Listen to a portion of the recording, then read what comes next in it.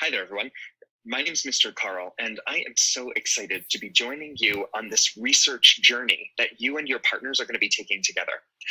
You can consider me a little bit like a co-teacher, somebody who's teaching alongside your teacher to kind of talk about all of the ways that you can take the cool things that you're researching right now and turn them into writing that the world has never seen. And I think that that's really powerful, right? Like, we get an opportunity during this unit to really look at all of the cool stuff you're learning about whatever your research topic is, combine those things with your friends' cool ideas, and make a new book, a couple new books about something, or maybe giving the perspective of yourself that the world hasn't even seen. That's amazing. You're going to make something that's completely original, and I can't wait to help you with it.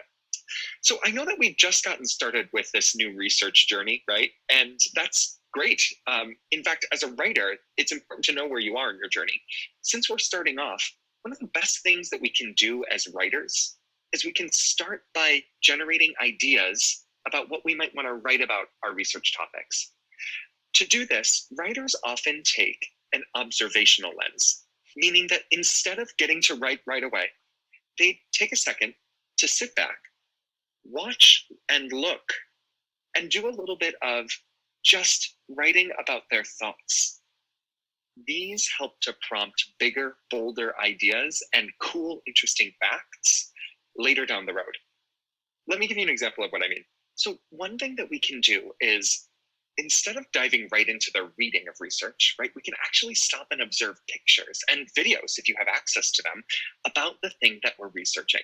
So I'm really interested in researching a little bit about penguins. I found this picture on the front of our cover of The Life Cycle of an Emperor Penguin book, and there are 4 prompts that I give myself to kind of think a little bit more deeply and try to get as much information as a writer as I can to spark cool ideas about my research topic. I might think using the words "I notice," or I might use the words "this reminds me of." I might use the words "I see" or "I wonder" to get big, bold ideas about the things that I think are cool in this particular part. Watch as I do this work and do a little bit of jotting about some things that I'm noticing about this picture and the things inside of it. All right, so let's see. I see 3 penguins standing together, and it kind of looks like the penguin in the middle is definitely the smallest. Penguins on the outside are way taller. I'm noticing that these penguins are looking down at this one right here. Maybe they're a family. Maybe this is their baby. That would make some sense, right? All right, so maybe I can zoom in like right here and notice some little things. Let's see. I see that these penguins have lots of different colors on them. I thought that penguins were just white, but I'm noticing that their white is a little bit yellow, and they have some orange on their heads. I wonder why. Why are they so many different colors? This makes me think about things like camouflage. You know, other animals use colors to camouflage. Maybe penguins do too. Oh, and I noticed this guy's super fuzzy. He's different. And he's almost all gray.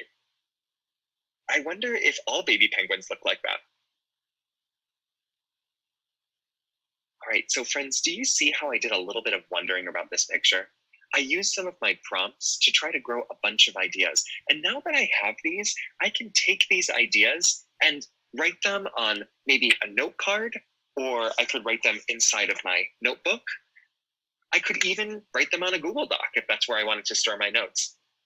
Regardless, friends, using this technique of looking at pictures and looking at videos to get a little bit more of an idea of what we should even be noticing in our research projects can be really powerful.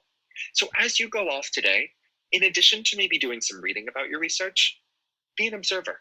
Stop for a second and just look at a picture. What do you see and notice? What do you wonder?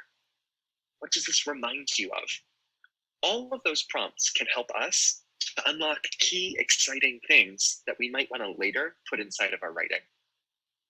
This should be, I mean, you saw how long mine was, like maybe like a half a page per picture. So off you go, friends. Look at a couple and do as much writing as you can. The tinier the details, the cooler and more interesting your writing projects are going to end up being. Happy hunting, friends. Best of luck in your research.